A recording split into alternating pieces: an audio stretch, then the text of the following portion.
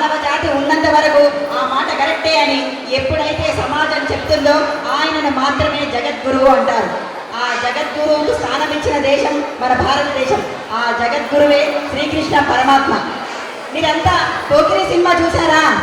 అందులో ఒక famous dialogue ఉంది, ఎవడు కొడితే దిమ్మ తిరిగి మైండ్ బ్లాక్ అవుతుందో వాడే పండుగాడు. అంతకు మించి ఒక గొప్ప డైలాగ్ ఉంది, ఎవరు బోధిస్తే దేశ కాల జాత్యాదులకు అతీతమై మంగళప్రదమై లోకహితమై శాసనమై శాశ్వతమై ఉత్తమ స్థితికి చేరుతుందో ఆయనే శ్రీకృష్ణ పరమాత్మ. కన్నా సత్యమూర్తి సినిమాలో కూడా ఒక డైలాగ్ ఉంది, పట్టుకోవడం గొప్ప, వదిలేయడం గొప్ప, గెలవడం గొప్ప, ఓడిపోవడం గొప్ప. రావణాసురుడు సీతను పట్టుకున్నాడు, రాముని చేతిలో చనిపోయాడు. వదిలేసి ఉంటే కనీసం పట్టుకుంటే వాడేమో. కౌరవులు జూదంలో గెలిచారు, కురుక్షేత్రంలో ఓడిపోయారు.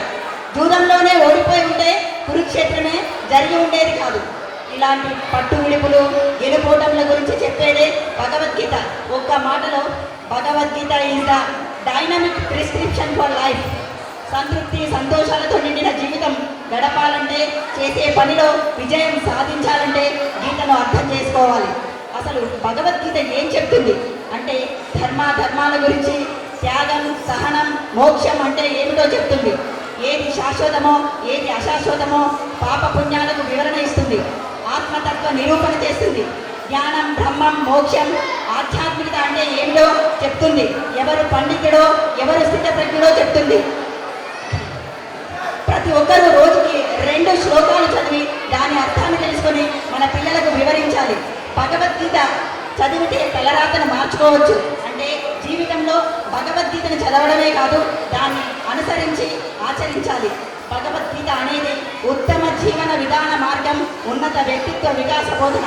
మా పాఠశాలలో విద్యార్థులకు ఆధ్యాత్మిక చింతన కూడా కలిగిస్తున్నాము. ఇప్పుడు మా పాఠశాల విద్యార్థి 5వ తరగతి రుత్విక్ మీకు భగవద్గీత శ్లోకాలను వినిపిస్తారు. దాని తాత్పర్యాలను మా పాఠశాల ఉపాధ్యాయురాలు గీతా మేడం గారు వివరిస్తారు.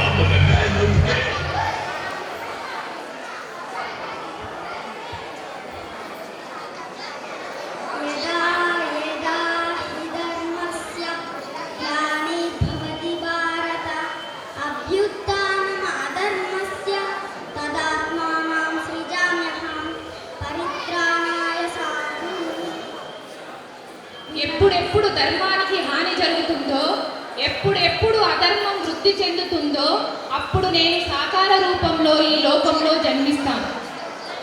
పరిత్రాణాయ సాధూనాం వినాశాయ చతుష్కృతాం ధర్మ సంస్థాపనార్థాయ సంభవామి యుగే యుగే. సత్పురుషులను ఉద్ధరించేందుకు, అధర్మ పరుల వినాశనానికి, ధర్మాన్ని పునఃస్థాపించేందుకై నేను ప్రతి యుగంలో జన్మిస్తాను. అదేవిధంగా అర్జున, ఈ లోకంలో ప్రజలంతా మోక్షాన్ని పొందడానికి ప్రత్యేకంగా తపస్సు చేయవలసినటువంటి అవసరం లేదు. నేను చెప్పబోయే 3 రకాల తపస్సులను పాటిస్తే చాలు. 1వది దేవద్విజ గురు ప్రాజ్ఞా పూజనం శౌచమార్జవం బ్రహ్మచర్య అహింసాచారీరం తప ఉచ్యతే. దేవతలను, బ్రాహ్మణులను, గురుజనులను, జ్ఞానులను సేవించడం, పవిత్రంగా నిరాడంబరంగా ఉండడం, బ్రహ్మచర్యము, అహింస అనునవి శారీరక తపస్సులు.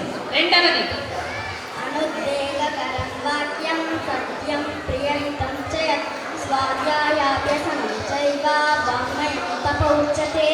ఉద్వేగం కలిగింపనిది, ప్రియమైనది, హితమును గురించినది, యథార్థమైన భాషణము, అదేవిధంగా వేద శాస్త్ర పఠనము, పరమేశ్వరుని నామజపము మొదలగునవి మాటకు సంబంధించినటువంటి తపస్సులు. 3వది ప్రసాద సౌమ్యత్వం మౌనమాత్మ వినిగ్రహ భావ సంశుద్ధిరేతత్ తపోమానసముచ్యతే. మనస్సు ప్రసన్నంగా ఉండడం, శాంత స్వభావము, భగవత్ చింతన, మనోనిగ్రహము, అంతఃకరణ శుద్ధి మొదలగునవి మనస్సుకు సంబంధించినటువంటి తపస్సులు.